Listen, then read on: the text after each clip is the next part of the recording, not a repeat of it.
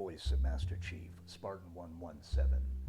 Welcome to Quality Time, the KO Koala Entertainment Podcast.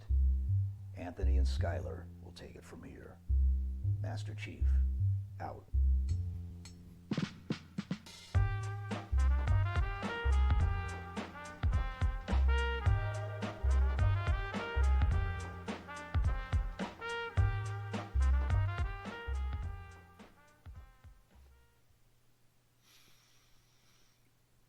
Welcome to Quality Time, the KO Koala Entertainment Podcast. My name is Anthony Nicolosi. And I'm Skylar Sokol.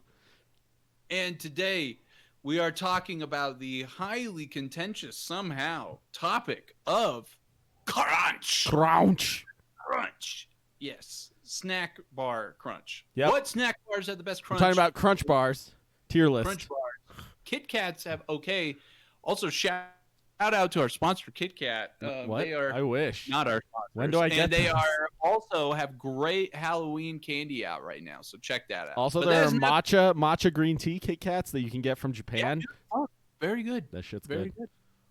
good. But that's not the crunch we're talking about today, unfortunately. We're talking about much more sinister and sad type of crunch, right, Skylar? Yeah, I mean, luckily- Sinister. Go ahead. I don't know. Like, I don't think. Should we explain to people what crunch is? Yeah, first, sure. maybe? Do you want to define it, Captain Crunch? Okay. I mean, KO Koala technically right now is sort of like built off of Crunch, if you consider Crunch being like out of extended work, normal work hours. Sure, but it's all voluntary. Yeah. No, that's an interesting topic we'll talk about. But Crunch, for those who are not familiar, it's familiar to us because we're in the software industry. It's commonly used. It's a common thing, unfortunately. But it's some people, the way I think I would describe it is it's almost like a culture where you are forced to work more than normal work hours, or you're at least highly pressured to. Right. Sometimes It may not be explicitly Yeah. told to, but basically you have to work more than what traditional full-time is considered in America, at least, which is 40 hours per week, 5 days a week. You'll get these situations where what it feels like is management is strongly they say like, oh yeah, you can do whatever you want, but everybody on the team is sort of working for like 50 plus hours by bare minimum. And when you set like, when you leave at your normal time in the day, everyone gives you kind of like some dirty looks. You start to feel people have like animosity. You were towards right you. the first time, yeah. On the when you guys are just interacting, you start getting this vibe from everybody that they're like looking down at you somehow. So you pick up eventually like, oh, it's because everybody else is working 60, so I should work 60. Or when you say like, oh, hey, I can't go in on the weekend and everybody else is going, and they all kind of look down on you. Or in the case of our good boys CD Projekt Red, who have been in the news lately, they just explicitly come out and say everyone at the company will be working 6 days a week until the Cyberpunk releases. And this is where the core of the new controversy has come from. Yep, this is why we're talking about it, because that's been in the news this week. One thing that I would say is a little different from the CD Projekt Red crunch compared to like crunch that I think I have experienced or is happens a lot of times here in America is that in Poland you are forced to get paid for crunch. You are forced to get paid overtime, and that is not the case here. So you'll get situations where you might be salaried, you might have an environment of crunch, you might have to be working more than normal, and you're not even getting paid for it just because it's sort of the culture. It can be very toxic. Very common at companies like Google, Twitter, Facebook, all those like big AAA technology companies, I guess. Right. Very common to have that happen at those companies. Yeah, it's a sort of related to this. There was this one company I was interviewing for where first of all, the quality assurance team straight up asked me how I felt about crunch. It's like, hey, you know what? Because this is actually part of this conversation and goes along the lines of the CD Projekt Red conversation, right? You do have times in development where it always seems to happen coming up on deadlines where it's just like, fuck, things are not going to land, and you're sort of scrambling to get things done, and everyone seems to be putting in some extra effort into getting things. It doesn't always happen, and if it's managed, if a project is managed correctly, in my opinion, you don't have that happen. Yeah, that's what I would say as well. Yeah. Yeah, but however, it does happen. And so what I explained to them is like, yeah, if you get into a situation like that, I'm down for like helping out the team and stuff. But if it's a regular thing, it's definitely not something. Yeah. But the reality is like that just because you're down for it because you're a dedicated employee doesn't mean that it's okay. It doesn't mean that it should happen, and doesn't mean that it demonstrates like a fundamental failure in either the management or the planning or some aspect of the project that should be addressed going forward once you make it past that deadline. You know what I mean? 100%. If you're in a situation where we had this project at work, in fact, where man, just so much stuff went wrong at the last minute. And we crunched because it was voluntary. We didn't have managers telling us we had to, but we wanted to get the product into better shape than it was in. And afterwards, I think one thing that I was pretty proud of the team is we like completely reworked our processes so that never would happen again. Right. And that's good. That's what should happen.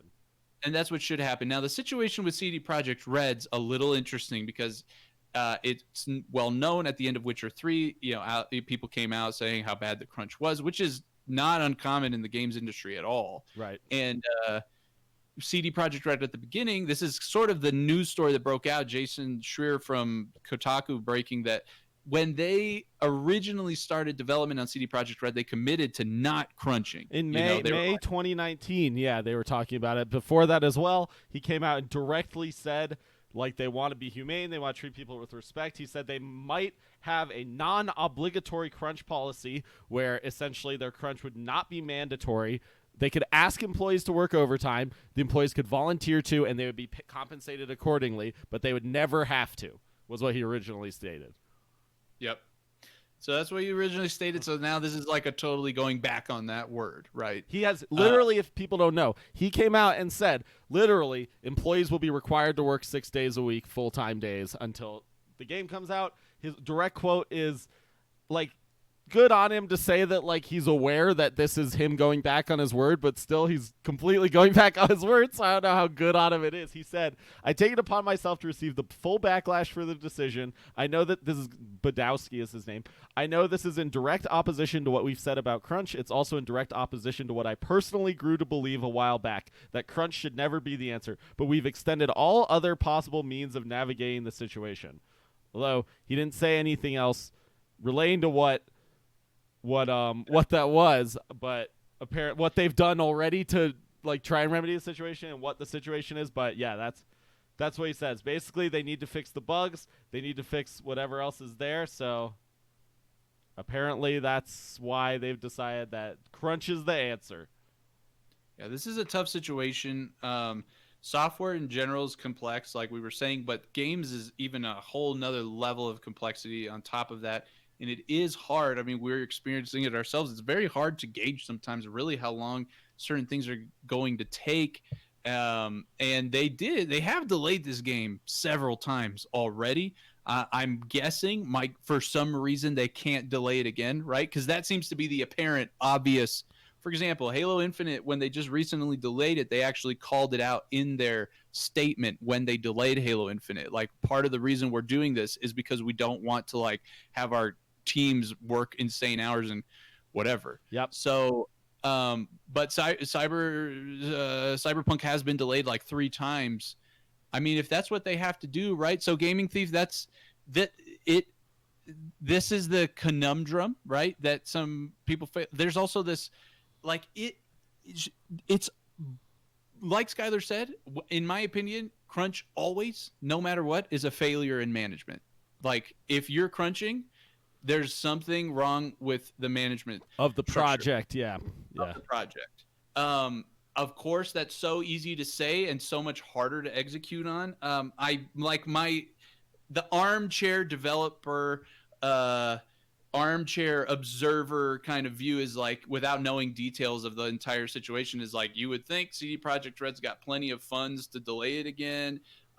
They've like, delaying it wouldn't have been a big deal, but there's other elements in there that I'm sure contribute to it not being an option this time. And maybe it's because some people were theorizing that it's the game's gone to cert for the consoles, and so it's very hard to like redo that process. Sure. Whatever it may be, it still doesn't change the fact. So like, what's their what trade-offs, other trade-offs could they do? Well, maybe, you know, unfortunately, it's probably too late in development to do this, but if you could have anticipated that some of these things were going to land very tightly, maybe don't include some features at launch, right? Well, here's the deal, right? They already delayed the game twice.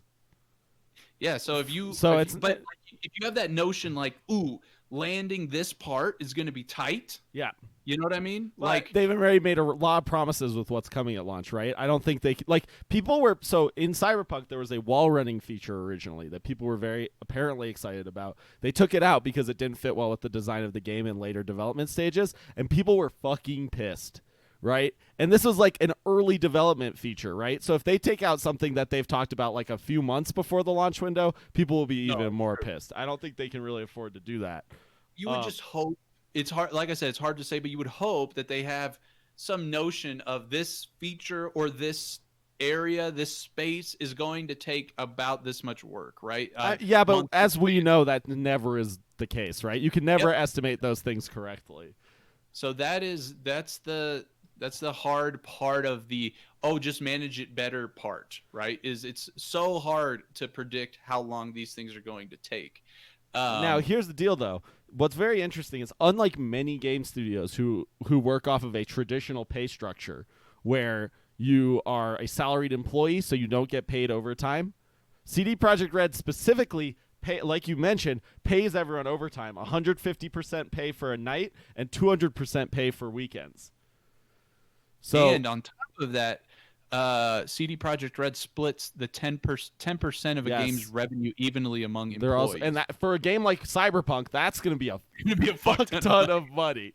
Right. So, like, that's great. Like, they're doing way better than a lot of studios are in, like, treating their employees well, for sure. But at the same time, like, Crunch is still shitty, and it's sad. Yeah, Crunch still sucks. And I'm, like, you hear, I think this is more, I think the part that is most egregious, if you will, is the fact that some people are reporting that this has been going on for some people for months and years. Yeah, right? There's been reports. Yeah, that's the shitty part. If it's a 6-week crunch at the end where you're getting paid like that, quite frankly, if I worked for CD Projekt Red, I'd be like, fuck yeah.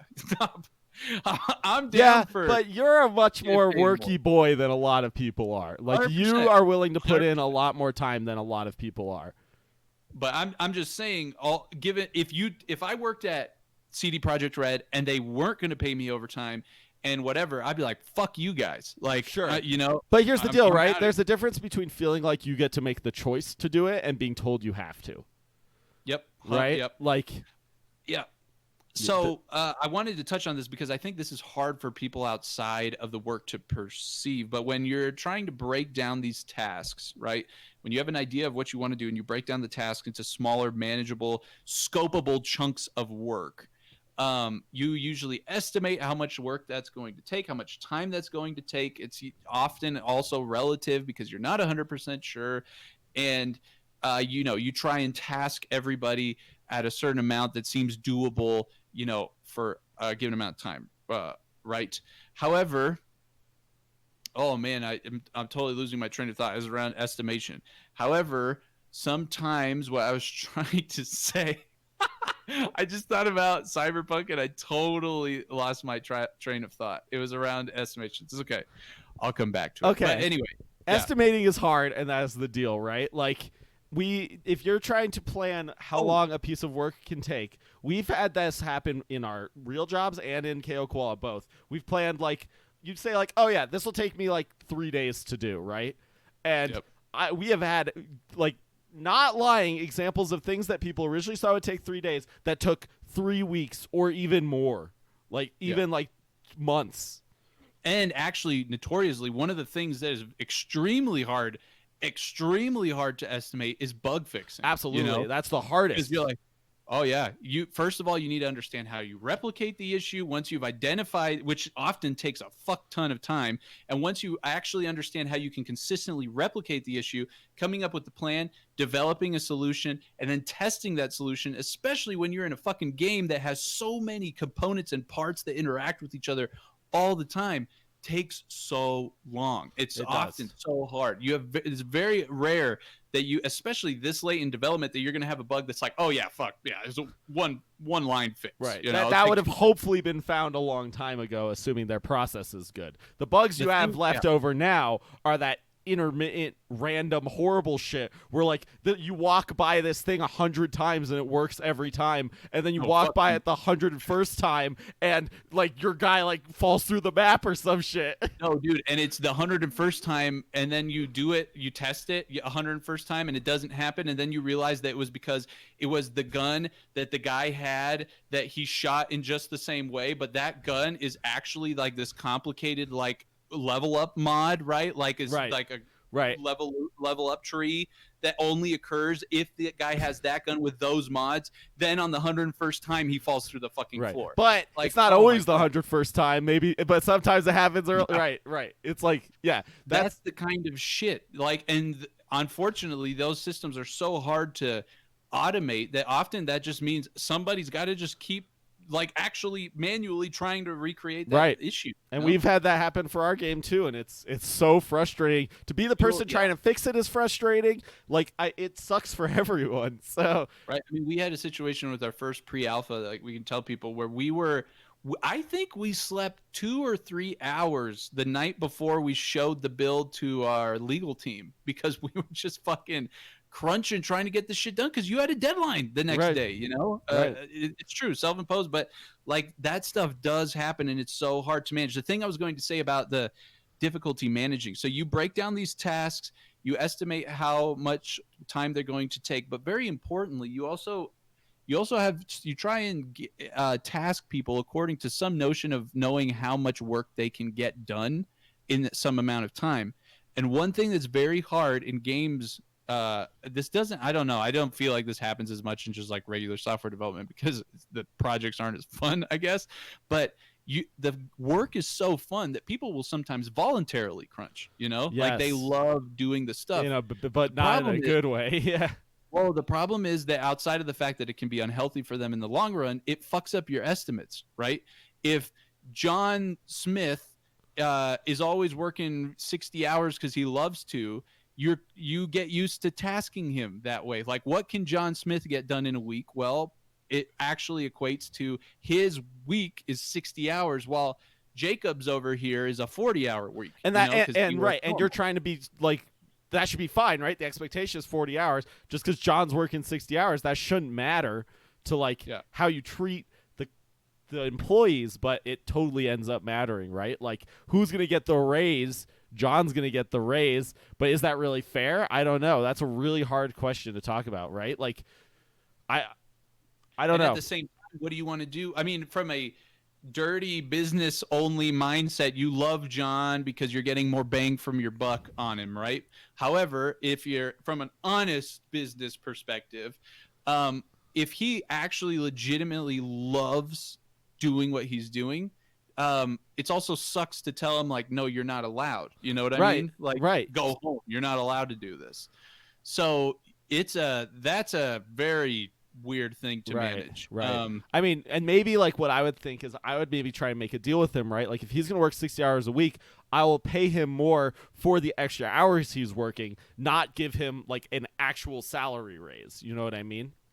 Like if he's going to work more, that's fine. We can pay him like half his salary for the extra hours he works if he works over this amount or something, just because he likes doing it. He should be rewarded for doing that, but not in a way that it like fucks over other employees who are doing the right thing, like working the normal time, right? Yeah, the hard thing, a tough situation you might get into is like if you have two talented engineers, one guy who's doing 60, one's doing 40 hours a week as normal. Like if the 60-hour guy is literally just going to be spending more time and becoming more acquainted with the code and the system, so he is going to become like more viable for like an lead technical guy promotion, right? Because he understands the code better or whatever. He like technically might end up being that way, right? Yeah. Just if they were like totally talented.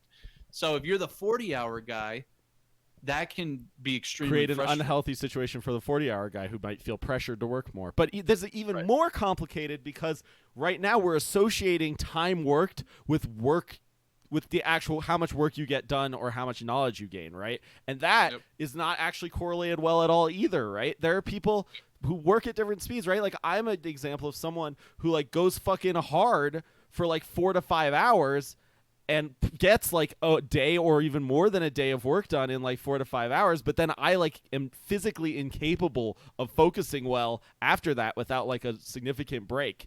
And for some people, right, they work like they finish a task in like 2 days that like I could do in like 5 hours, but they're very thorough about it. They do a great job, right? And they finish it just as much quality as I finish it. And they shouldn't be like punished for that, for working in a different way. You know what I mean? And that's also super complicated.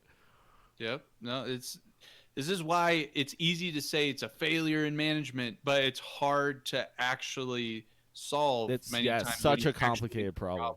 Right. It's a very complicated problem. I think so. Like, while initially it might have seemed like it was kind of like shitting on CD Projekt Red, of course, like always, crunch is bad. And there are there are some real horror stories out there. You have people like I know just from this is not a horror story. Yeah, from the Halo development, like not Vidocs, but like stories that have come afterwards. During Halo 2, there were people who got divorced because of crunch. There were people who had this one guy had a physical condition where one day he drove home and he couldn't like get out of his car. Like his hands were like wouldn't open and shit, and they had to call the ambulance to take him because of it was anxiety, you know. Like it's in fact something that, so this is another interesting thing I want to touch on. This Halo 2 story, sometimes I think of Halo 2 knowing the development stories that happened, and it's my favorite game ever, and I think like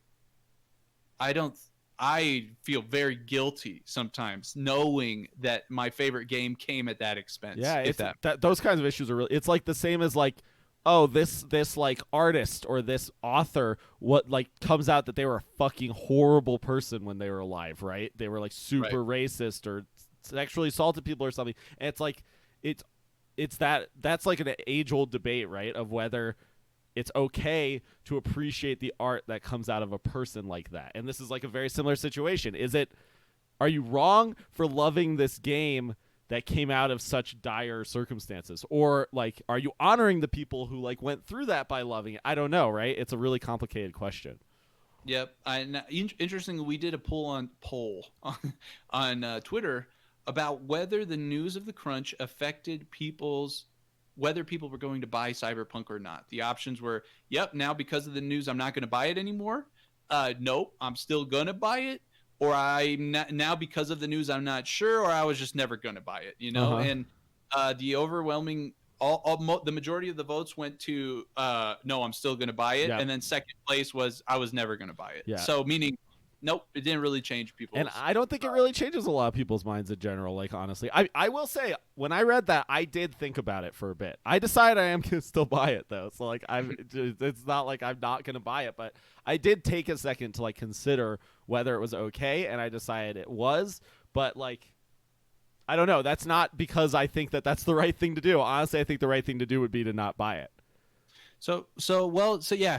I was going to say, some things that CD Projekt Red has done well here is that they've communicated ahead of time. It's not just something that's like in a lot of cultures, crunch cultures. It's just sort of like implicitly. Yeah. They're being very explicit about what the expectations are. They're paying people for working that time, even if those people are being forced to work for that time, right? Like they're doing crunch about the best you can possibly do crunch without just not doing crunch. Yep. And yeah, right, like they said, like, you're working 1 extra day a week full time, right? It's not like they're saying like, this is nebulous, you might have to work blah blah blah. They're saying this is the expectation, right? That's, if you're gonna do something shitty to your employees, at least give them very clear like explanation of what you're doing. Like, at least do that, and they are. Yeah, the other thing about like whether you should feel bad about buying it, I know that there's just a lot of stories out of the video game space. In fact, we were talking with one of our friends Will Waltz, animator at 343 on Twitter the other day, and he was talking about how he was just so passionate about doing these animations that, at least the way he communicated to it, is he was working these long days because he was just jamming on these animations that he was making. They're fucking awesome and epic, and I think that technically that would be classified as crunch, Sure. like the amount voluntary worked. crunch for sure. But if you asked Will, like, if he wanted you to experience what he made, the answer is like, fuck yes. And I feel like every single individual, for sure. But the individuals at CD Projekt Red, I'm sure, want you to experience. Like, if they're gonna fucking, if I'm gonna crunch on something, I want people to play it. If I'm gonna have to put in extra time, I already want people to see it, right? Like, you already want people to see it. Of course, why would you work in game development if you're not excited about people experiencing what you make? And if you're gonna have to work even harder on it, I think the last thing they would want is for people not to support what they're making. You know? Yeah, that's what I think of that Halo 2 situation too. Is like that team wanted to make that so bad. Right. And yeah, it was psycho, and the management was terrible, and they, adjusted from that. But they wanted to make that so bad. That's why it happened. Right. And if you emailed that guy who got divorced because of Halo 2 and said, like, should I have not bought Halo 2? I don't think he would say, like, no, you shouldn't have bought it.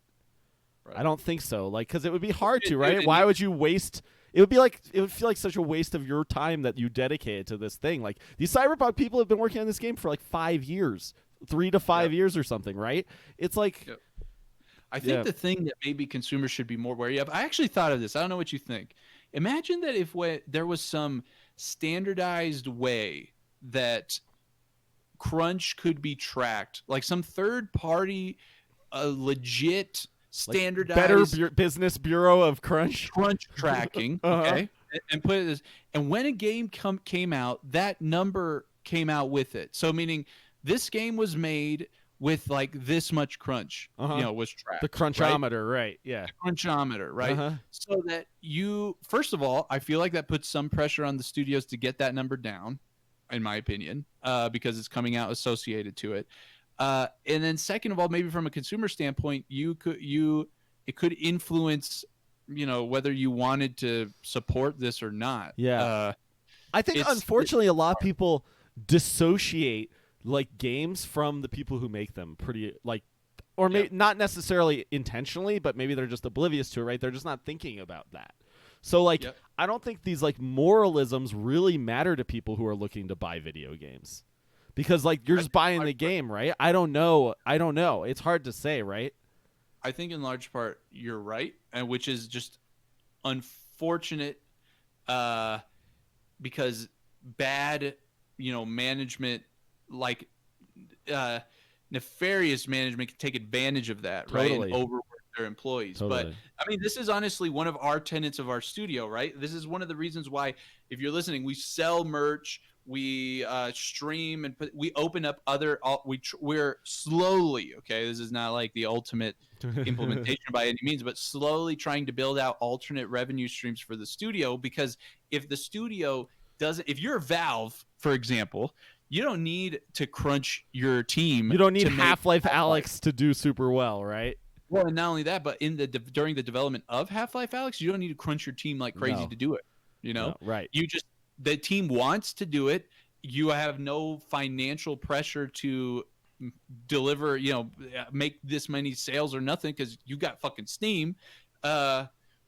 It's just like that's a goal that I wish. I'm sure all studios would love that reality. It's much easier said than done. Not everyone makes Steam, but that's the idea, right? Yes. Like, build out different alternate revenue streams. This again, I think, comes out to management, right? Like, build out other scenarios so your studio doesn't have to live or die off of a game release. Right. And either I think in current video game world, right, it either takes like some getting in early, like Steam, into like this market, or just getting really lucky and having one game do super well, like Fortnite in Epic's case. Yep. You know what I mean? Yep. And leveraging that success into something more than just making another game, right? Potentially. That's easier said than done. But you really only see the big studios succeeding at it. But I just live or dying off of a game just is asking for trouble in this regard. Because the gaming market is so saturated, so it's so hard, especially an indie game. Yeah, there's so many indie studios, right? Like, we're eating ramen for the last 2 months because we just got to, we don't have any more money left, and we just got to get this game done, or else, we fucking don't have money. Tough stuff. Anyway, check back with us next year or whenever our game comes out. Yeah, actually, I was going to say that we are part of the reason, right? We are not working with publishers is not necessarily because we think all publishers are bad. There's definitely some we'd be interested in working in. But first of all, there are publishers who take advantage of talented indie studios. There's actually this case of Big Ben Interactive and Frogware's the development studio, where Big Ben Interactive agreed to basically, fund development as publishers usually do different marketings, provide different financial forecasts. Did none of it, right? Or did it super late? Like the Frogwares would get money 4 months late, or some shit, even though they hit their production deadlines. Yes, it was covered a few weeks ago, but we don't want to put ourselves in that situation where you're depending. That's even worse. You're depending on the money. You're expecting the money. It doesn't come through because your publisher's a fuckface, and not all publishers are like that. But this is part of the reason why we're bootstrapping it without a portfolio to back ourselves up and get a relationship with a publisher that we think is worth having. We could end up with a bad one. And, yeah.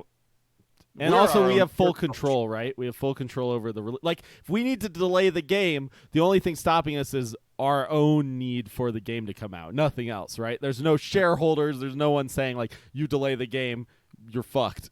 That's just us. Yep. Unless we're saying that, and then we will deal with it, right? This is why we're bootstrapping it. Yeah. And why me saying that was not a commitment, Toby, so don't think that. Also, I did not say that day. We have our Twitch chat right now saying that we've just revealed the release date. We have not, and this is part of the reason why. This is part of the reason why you will know it, but when you know it, we're going to be really confident that we can hit it. Yep. Trust me. We just quite frankly don't have the bandwidth, even if we wanted to be able to do crunch like that. There's just so much time in a day. And it's sad. We have full-time jobs. That's your birthday, Toby? Well, I think if it's going to come out on your birthday, it's definitely not going to be the 2021 version of your birthday. Yeah, not going to be 2021, January 26th. We'll tell you that right now. If you want it on your birthday, we'll wait till 2022 if you don't want it.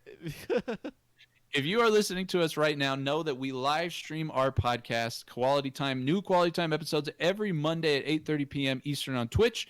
That's what we are talking to right now. We're interacting with chat. You can find links to Anthony all our social media. Moving to the conclusion without me saying, so where can people find us for the first time ever in Koalatea Time history? All right. I actually managed to ramble long enough that Anthony got annoyed and not the other way around. It was just so clean, I liked it. If you want to find us on social media, go to koalaentertainment.com. There you have links to our Twitch, to our Instagram, where we do giveaways every 3 weeks, to our Discord, where we do giveaway every 3 weeks. We did a giveaway today. Toko 10 taking down the W. We also, in our Discord, we have an idle game that begins to shed light on the universe of our upcoming game. Agora. Center of that. In fact, we even got our first Agora merch today. The Woo! Agora 69 mug, level 6 and level 9 are the 2 levels that you need to research to get a giveaway. I could not believe that design when I saw it. I was like, are you fucking kidding me? It is mega meme, and you can bet that Bram and Osi had nothing to do with designing that one. That was all me. I knew the second I saw it. Don't worry, I knew.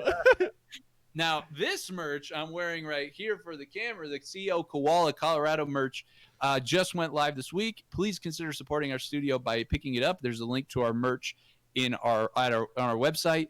All the funds made from this directly goes back into supporting the studio. It helps cover studio expenses. Into that, yeah. Goes back into community activities like giveaways and stuff like that. So we have literally taken zero money out of the company. Ever. Yeah. We have no interest in it either. Not until the game comes out.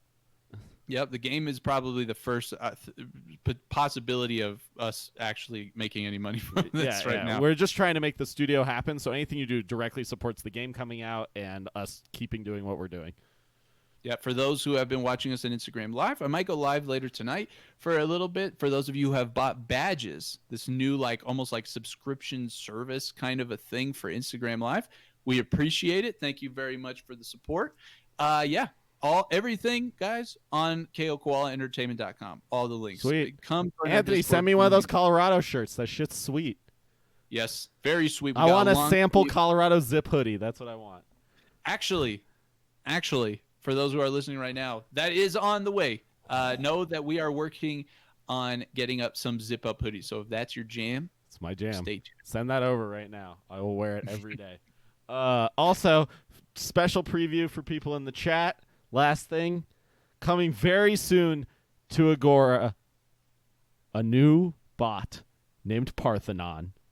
Ooh, Parthenon hype. Parthenon is got some serious hype behind him. Okay, like this is the first update that's coming is already. I'm very excited for. It's going to be a ton of fun with the community, but there's some serious hype. This shit is coming. Yeah, you'll see once it comes out. Once you realize what it can do, you'll be like, I see how this is gonna. This could be. I see where this is going. Yeah, I see where this is going. Yes, sir. Right on, guys. All right. When do we get a koala bot? Maybe one day. Until then, thank you everyone for listening. Thanks for listening. And we'll see you.